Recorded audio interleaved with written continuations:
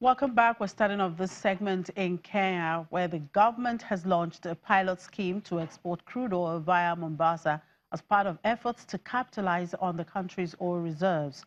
The East African country discovered commercial oil reserves in its Lockshare Basin in 2012, and an 800-kilometer pipeline is due to be built before production starts up in 2021-2022. The national government and the regional administration of the northwestern Turkana region agreed last month on revenue sharing that will come into force when production reaches full capacity by 2022. That agreement paved the way for the passage of a law on petroleum production, which will enable Tullow Oil, which operates the Kenyan fields, to start shipping oil that has been held in storage tanks for a year. Tullow has hired Wood Group to design the pipeline needed to bring crude from Lockshare's onshore fields to a port in Lamu along the Indian Ocean coast.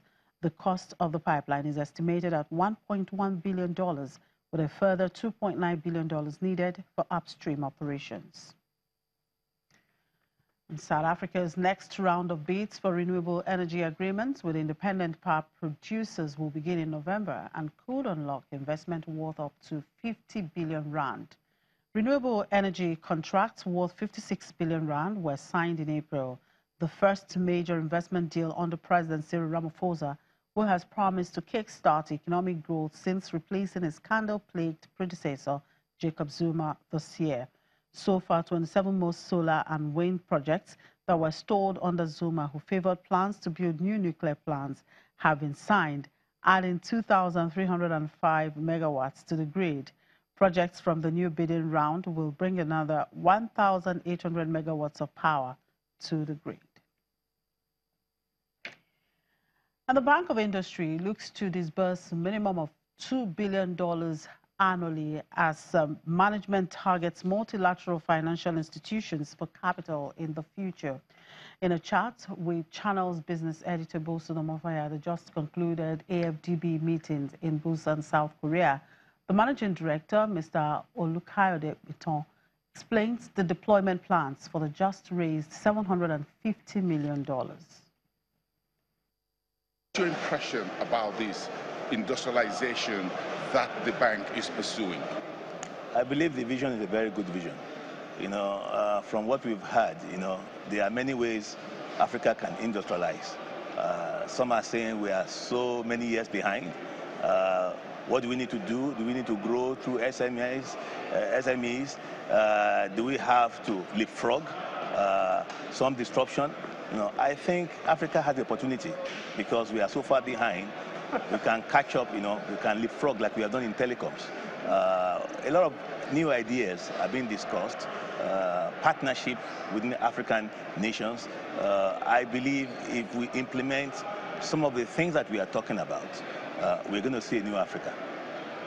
You run the Bank of Industry in Nigeria, which is also about industrialization of Africa's most populous country and the largest economy.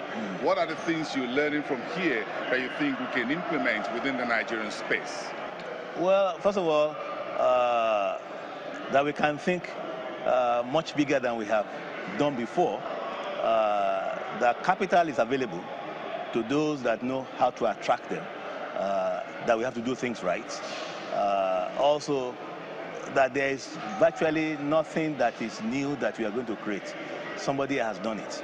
You can learn from somebody.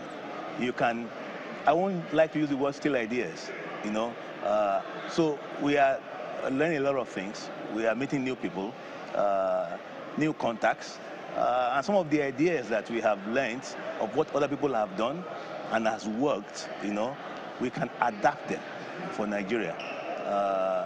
I'm encouraged by coming, and I think that Nigeria is going to see a new BoI when we go back.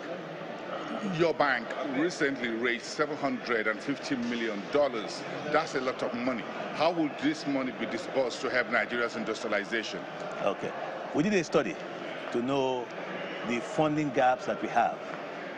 From our study, on the average, the gap annually is about 704 billion naira. That's a lot of money, which means we're talking close to $3 billion.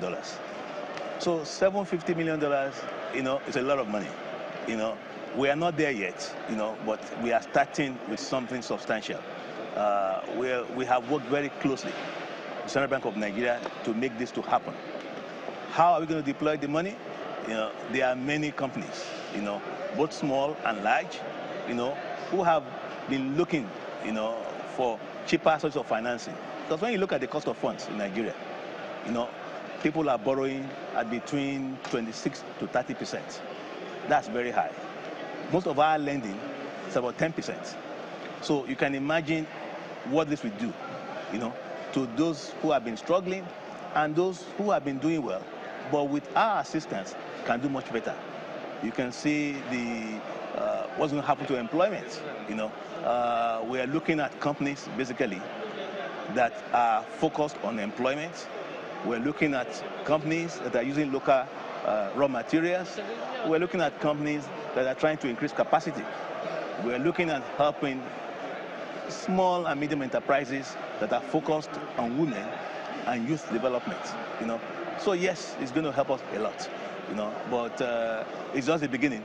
We still plan to do some more this year. Does that mean that BOI will raise more money? How would you raise it? From AFDB, from the World Bank? How would you intend to raise more funds? This one that we have done is syndicated.